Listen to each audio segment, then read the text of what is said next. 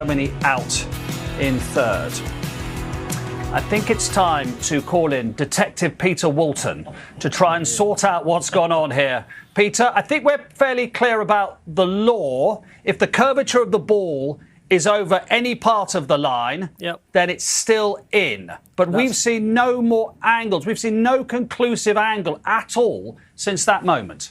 No, you're quite right there. And I'm seeing the same angles as you are, and you're quite right with the law as well. There's a misconception in law that just because the part of the ball that touches the ground is over the line, that the ball's out. Well, it clearly isn't, because it's the curvature of the ball, as you quite rightly said. And we see this often at the corner kick taken when the ball's over the line, but not quite over the line. In this instance here, what the VAR is looking for is the evidence to suggest to the referee that the ball has clearly left the field of play. And if we're looking at the evidence that we're seeing in front of us, he doesn't have that in front of him. What I would suggest is the goal line technology uses those cameras there to see if the ball is in or out of the goal. Those same cameras are being used for VAR to discover whether or not that ball has left the field of play. So there are angles that will show that. If, however, a player's boot or a player's shin has just gone over the top of the ball so you can't see it clearly, then the VAR will say to the referee, I don't have that evidence to give you, Mr. Referee. Stay with your on-field decision. So we'll wait and see what pictures FIFA show us. But at the moment, the law is specific. The ball is still in play if the curvature of the ball touches or breaks that line. Do we have that evidence in front of us to show to the contrary? No, we don't. But it's bizarre, Peter, that we haven't been supplied. Anybody in the world, all international broadcasters, no one has been supplied with that conclusive evidence. That's a bit odd, isn't it?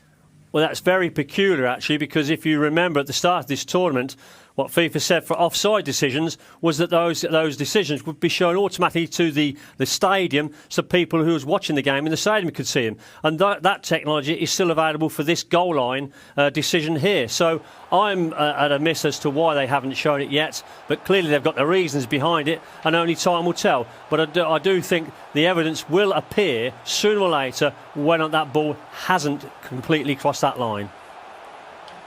Mark, we're getting close to an hour since the incident. There's the longer they don't come up with a picture, see that last bit there, that would tell me that ball's out of play. Yeah. I mean, everybody at home looking at that, understandably, would interpret that as out of play. The longer they don't produce a picture which shows conclusively that it's not going out of play, you're thinking there's something untoward going on.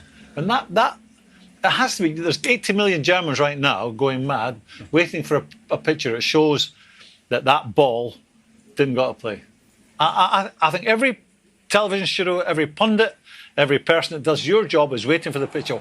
Why, nearly an hour later, are they not producing one? Look, I don't believe in conspiracies. I just believe that in this tournament they've just not demonstrated it. That high cam that's actually on the line does tend to suggest that there might be some of the ball over the line. But I'm struggling with it. From that very first offside goal disallowed, Ecuador v Qatar, game one, I've struggled a little bit with it and found it uncomfortable that we're not being given the correct angles and the correct camera, because it just doesn't feel right. Well, I mean, we're here live at the game. The first thing I said was it's gone out. It was right in front of us. Our angle. Just right down. We had a great angle. It's the first thing I said. So, you know. But why would you, if you're FIFA, knowing it's Germany, it's not a small footballing nation, why would you create confusion and theories coming out on that shouldn't be going on? I don't think that's happening. I think we just... try to choose more.